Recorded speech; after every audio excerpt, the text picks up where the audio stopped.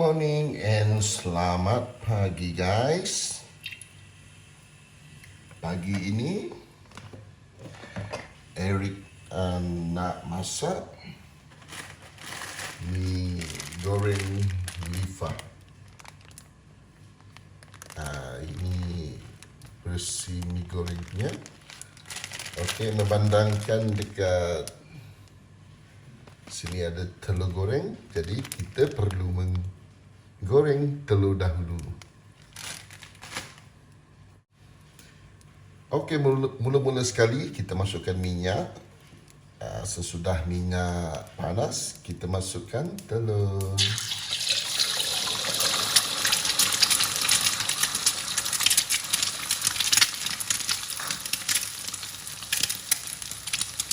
Dekat sini Eric gunakan 3 biji telur. Okey, telur pun sudah masak, bolehlah kita saringkan dia.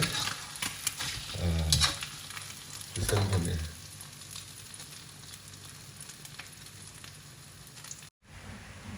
Kita angkat. Alright. Okey, dekat sini Eric masukkan air.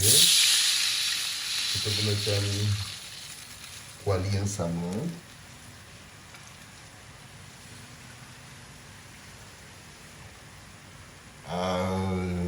Ini bertujuan untuk kita merebus kita punya mi.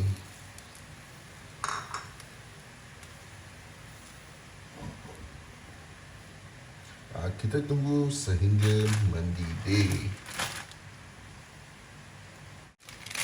Kita punya air yang sudah mendidih, kita masukkan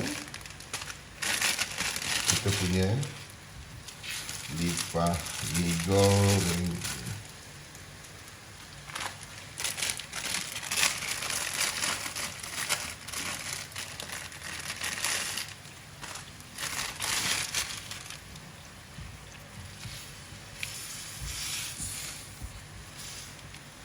Okey.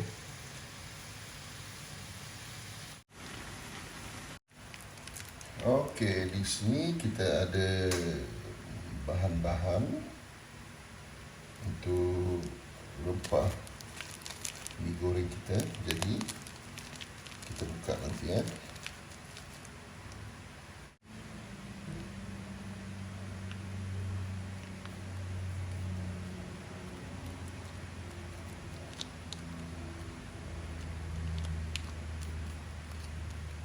Ini kalau sahabat semua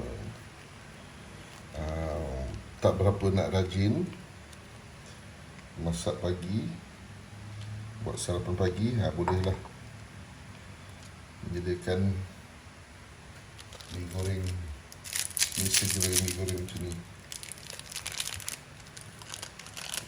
Dia punya ni pun dah keras. Ayo, tak apa, nanti dia akan lembut.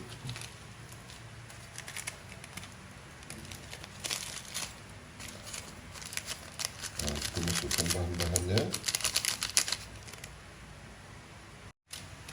Okey, memandangkan dia punya rempah ni keras, jadi kita masukkan terus ke dalam kuali. Kita punya mi ni pun dah masak. Memandangkan dia punya rempah tu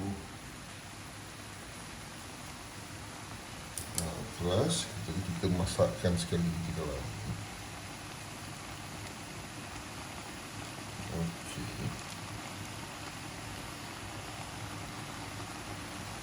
Kita keringkan terus dengan air. Masukkan. Okey, alright.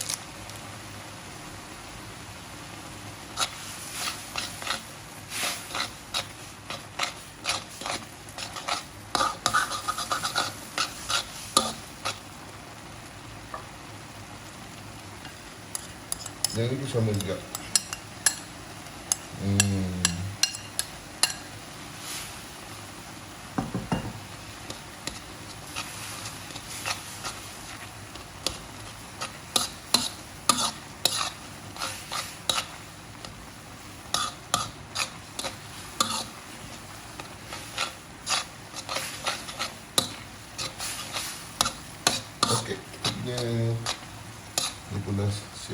nanti kita letak di dalam mangkuk kita. Ini dia kita punya mi goreng. Terima kasih kerana menonton dan jangan lupa mencuba resepi ini. Bye-bye.